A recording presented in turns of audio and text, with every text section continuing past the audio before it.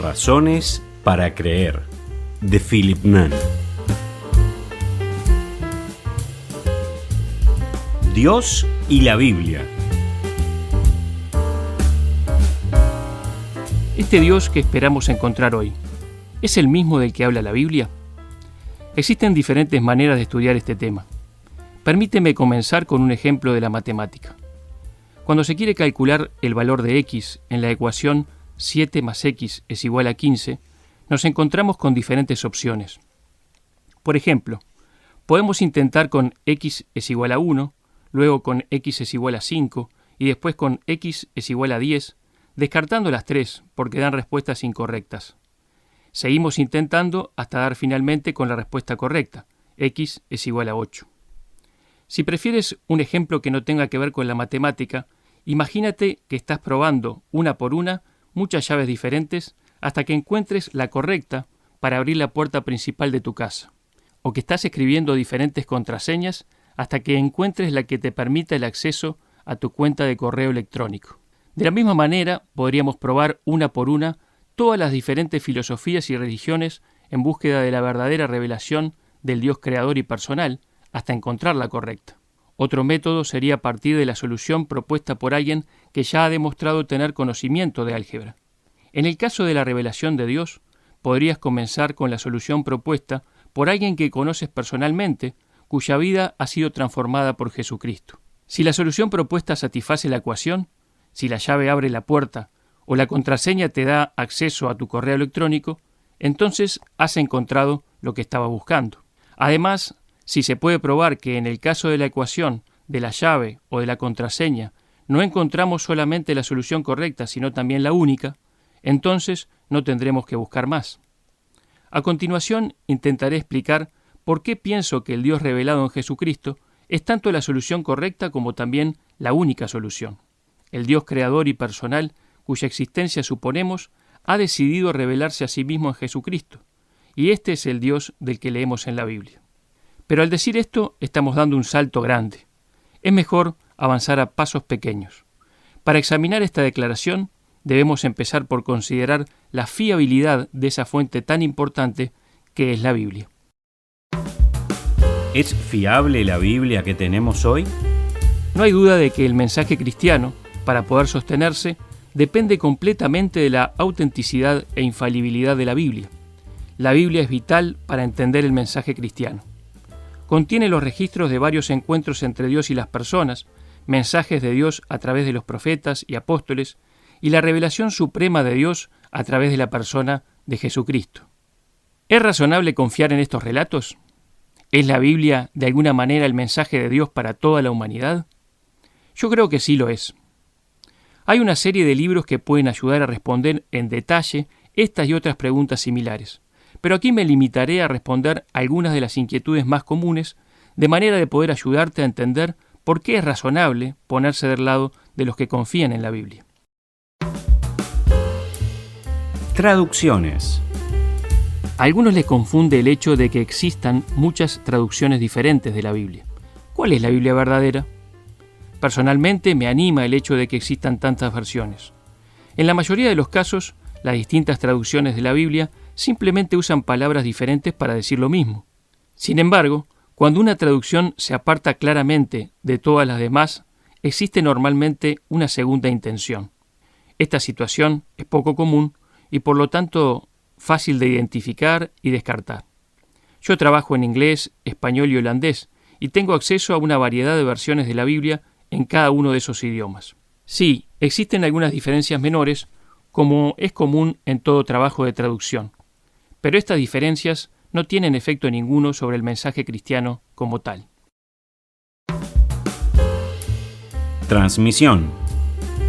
Puesto que la Biblia fue escrita hace tantos años, algunos concluyen que debe haber cambiado a lo largo del tiempo.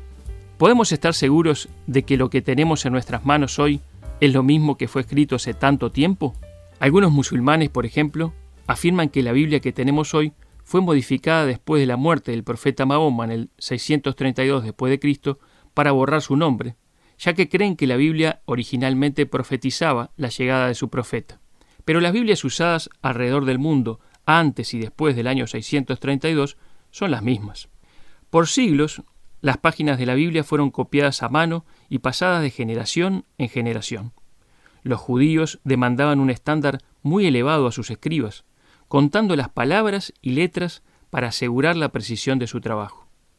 Hay literalmente miles de manuscritos de textos bíblicos en hebreo, griego y latín que al compararlos nos permiten una fiel reconstrucción de los documentos originales. Hay más de 5.000 manuscritos en griego que respaldan el Nuevo Testamento, y algunos de los fragmentos más antiguos están separados de su original por apenas 25 a 50 años. Es interesante que entre 1946 y 1956 fueron descubiertos cerca de 1.000 textos en 11 cuevas en los alrededores de Qumran, Israel. Entre los llamados rollos del Mar Muerto se encuentran copias de los libros del Antiguo Testamento que habían permanecido ocultos por cerca de 2.000 años. Estas copias son prácticamente idénticas a las que ya teníamos, lo que confirma la fidelidad de la transmisión durante estos últimos 20 siglos. Todo esto en conjunto me lleva a concluir que es muy razonable creer que la Biblia que tenemos hoy es una copia fidedigna de lo que se escribió originalmente. Empecé mis investigaciones acerca del origen de la Biblia durante mis años como estudiante en el Imperial College en Londres. Existe una amplia variedad de libros útiles acerca de este tema. Entre mis muchas inquietudes, me preguntaba quién tenía los documentos originales de la Biblia. Al principio de la era cristiana, el material de escritura más común era el papiro. El papiro era un junco resistente extraído del valle del Nilo que se pegaba para fabricar un soporte. Tendía a pudrirse y desintegrarse, pero todavía hoy se pueden encontrar fragmentos de documentos en papiro en las tierras secas y áridas del norte de África y del Medio Oriente. También se podía escribir sobre pergaminos, que eran pieles de ovejas o cabras. Muchos de estos documentos se han mantenido intactos. Los libros que componen la Biblia fueron escritos en rollos, y las colecciones de estos libros se hicieron circular entre las primeras comunidades cristianas. Recién al final del siglo I fue que se desarrolló el formato del libro, llamado códice, lo que permitía reunir muchos libros en un solo volumen. Las dos Biblias completas más antiguas datan del siglo IV, el Códice Vaticano, guardado en el Vaticano, y el Códice Sinaítico, del cual la mayor parte está guardada en la Biblioteca Británica en Londres. Al enterarme de esto, me subí a mi bicicleta y me fui directamente a la biblioteca para verlo. Hoy, parte del Códice Sinaítico también se puede ver en la página web de la Biblioteca Británica. Información confiable. Consideremos el Nuevo Testamento, que contiene la esencia del mensaje cristiano. Los documentos originales, ¿son un registro confiable de lo que pasó en aquel tiempo? La calidad de cualquier tipo de información se puede evaluar desde tres perspectivas diferentes. ¿Estaban los escritores capacitados para decir la verdad? Los escritores del Nuevo Testamento estuvieron cerca de los hechos, tanto en términos de tiempo como de ubicación geográfica. Pedro fue un testigo ocular. Segunda de Pedro, capítulo 1, versículo 16.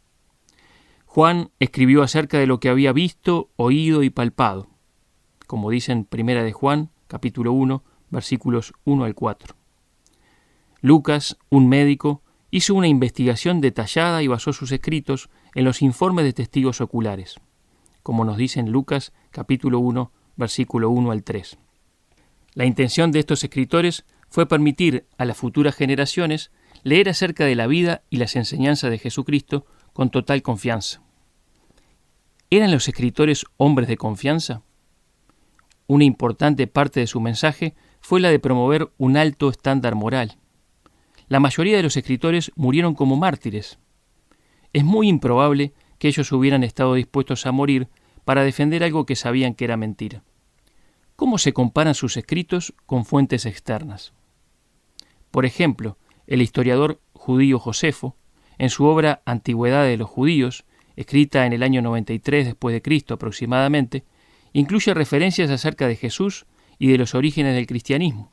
Tácito, historiador y senador romano, en su libro Anales, escrito en el 116 después de Cristo, hace referencia a Cristo y su ejecución bajo Poncio Pilato. Otro historiador romano, Suetonio, que vivió entre el año 69 y 122 después de Cristo, menciona a los primeros cristianos en su obra Vida de los 12 Césares. Hechos tomados de otras fuentes de la historia, la geografía y la arqueología corroboran los relatos bíblicos. Los Evangelios. Dado que los 4 evangelios contienen relatos de lo que Jesús dijo e hizo, han sido objeto de especial escrutinio. Aquellos que están convencidos de que no suceden milagros se ven obligados a proponer diferentes teorías para explicar los orígenes de las historias narradas en los evangelios. Algunos sugieren que las diversas, entre comillas, historias milagrosas ficticias fueron inventadas por cristianos judíos y gentiles con propósitos evangelísticos o con el fin de abordar las preocupaciones que existían en algunas congregaciones. Pero el hecho de que las historias que relatan los evangelios no presenten errores geográficos, históricos o culturales sugiere que se habían originado en Palestina. Esto significa que las historias mismas circulaban ampliamente en Palestina, también en los lugares donde se dice que los milagros ocurrieron. Recuerda que los primeros cristianos no eran una secta aislada, más bien era un grupo bien conocido, con un gran ímpetu evangelizador.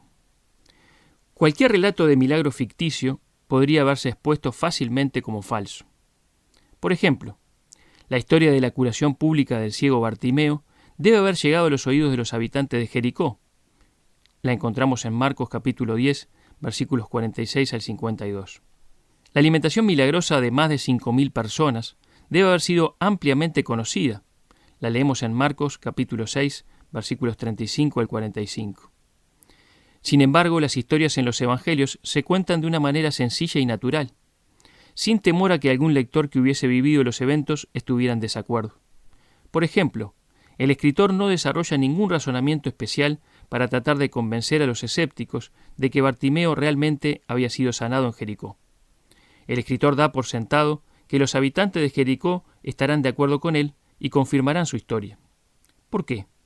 Porque el milagro realmente ocurrió.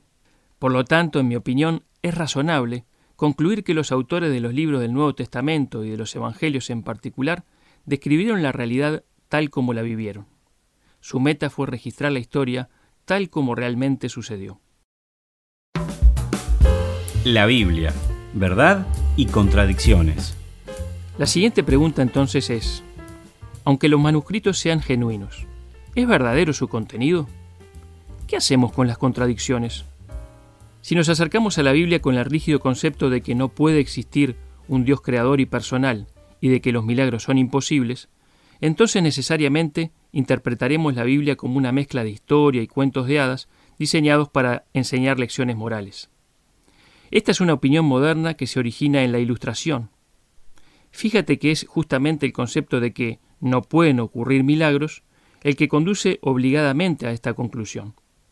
La década de los 60 dio paso a una forma de pensamiento llamada posmoderna, que parece estar más abierta a la posibilidad de lo sobrenatural.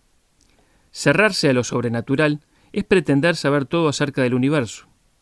Una vez que nos abrimos a la posibilidad de lo sobrenatural, podemos dejar que la Biblia hable por sí misma.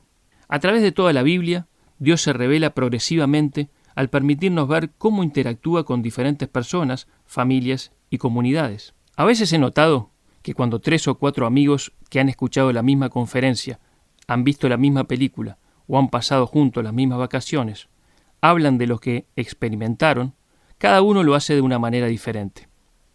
Puede haber pequeñas discrepancias en sus relatos, que en parte desaparecen después de conocer más detalles. Eran solo contradicciones aparentes. De la misma manera, los relatos históricos de la Biblia contienen naturalmente algunas pequeñas diferencias.